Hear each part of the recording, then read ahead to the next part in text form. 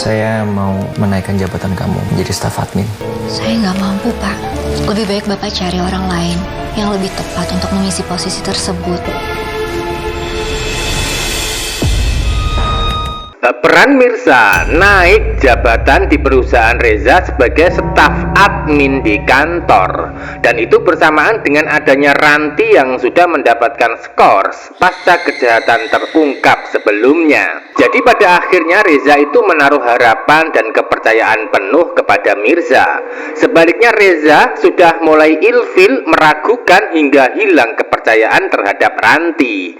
Tentu itu bukan suatu kebetulan, melainkan karena Mirsa adalah orang jujur yang berhak mendapatkan posisi terbaik di kantor.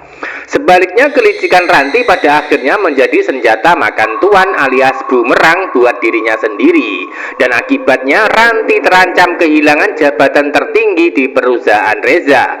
Bahkan jika sampai terus-menerus melanjutkan kejahatan, maka bukan tidak mungkin jika Ranti akan ditendang Reza dari kantornya. Yang menjadi pertanyaan di sini, lalu apakah Mirsa akan menerima tawaran Reza untuk naik jabatan setelah sebelumnya sempat menolaknya? Tentu sangat menarik dan seru untuk kita simak dan bahas jalan ceritanya. Ternyata Mirsa memang anak kandungnya Pak Pramana. Kamu cepetan pulang dan biar ibu yang simpan hasilnya. Kamu jangan sampai buang ya hasil itu.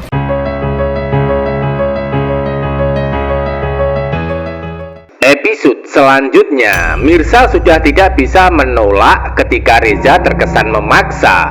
Bahkan Reza sampai memohon kepada Mirsa untuk menerima tawaran dengan cara memegang kedua tangannya saat di dalam ruangan kantor, sehingga Mirsa menjadi sungkan, tidak enak, hingga pasti akan menerima tawaran Reza untuk mengisi posisi jabatan tersebut.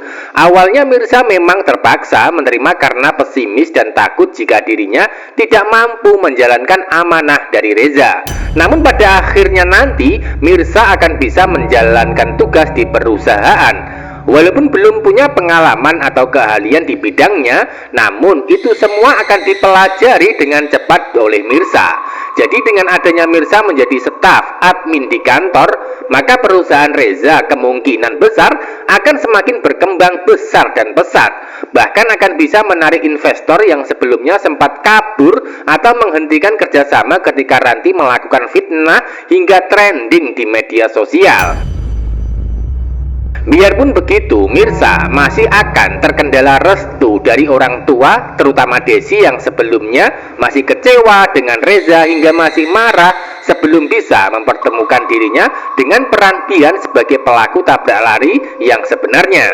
Jadi pada intinya Mirsa akan bisa menerima tawaran Reza walaupun berat dan terpaksa. Sebaliknya Reza akan percaya penuh dengan Mirsa daripada Ranti yang sebelumnya menjadi pengkhianat perusahaan karena membantu Bian hingga akibatnya mendapatkan skors.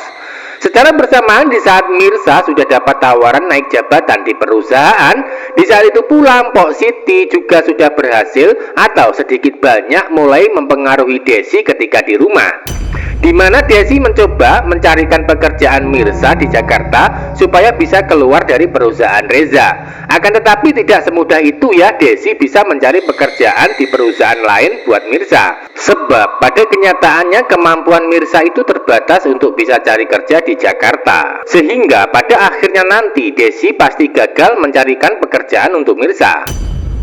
Maka dari situlah ketika Desi gagal, maka Mirsa akan tetap bertahan kerja di kantor Reza sekaligus naik jabatan sesuai dengan keinginan Reza sebelumnya. Jadi Desi tidak akan bisa menghalangi Mirsa dan Reza yang sudah ditetapkan berjodoh dalam kehidupan untuk bersama-sama dalam masalah karir. Dan berikutnya akan berjodoh dalam masalah asmara pula. Karena pada kenyataannya nanti Mirsa dan Reza itu saling mencintai dan bisa bersatu berkat bantuan dan kemauan Aurel.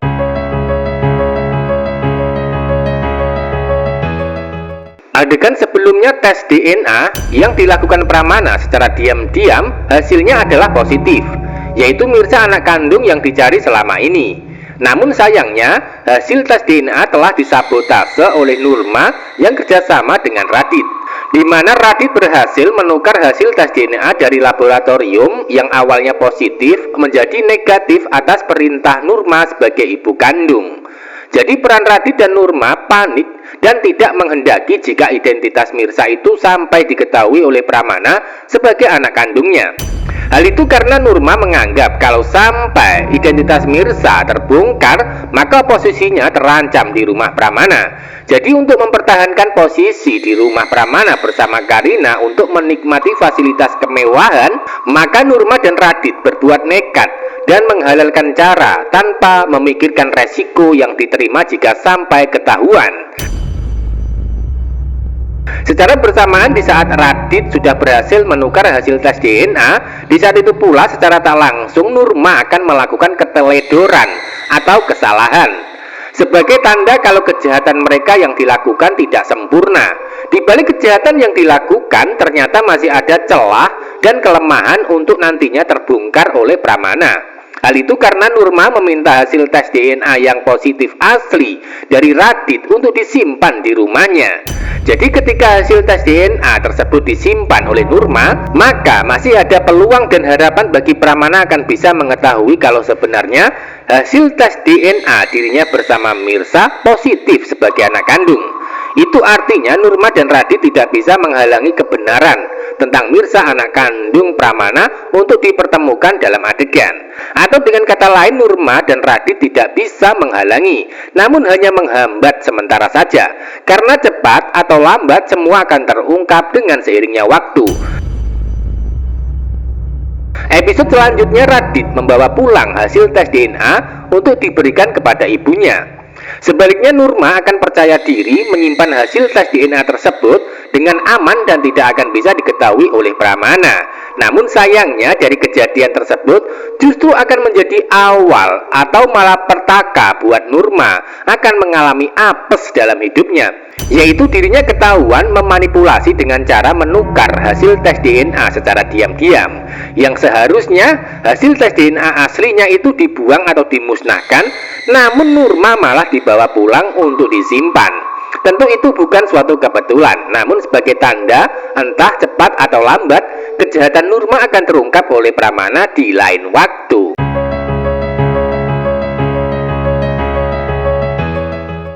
Bisa disimpulkan peran Reza sebenarnya sedikit banyak sudah mulai berhasil membujuk Bian untuk diajak kerjasama setelah sebelumnya sempat bertemu, yaitu kerjasama supaya mau menemui Desi untuk meminta maaf atas kesalahan masa lalu. Namun sayangnya dari kejadian tersebut Bian masih ragu dan masih bimbang, belum yakin pasca mendapatkan bujukan dari Reza saat pertemuan. Hal itu karena Bian masih bingung mengambil keputusan pasti di antara berdamai dengan Reza atau sebaliknya melanjutkan dendam pribadi di masa lalu.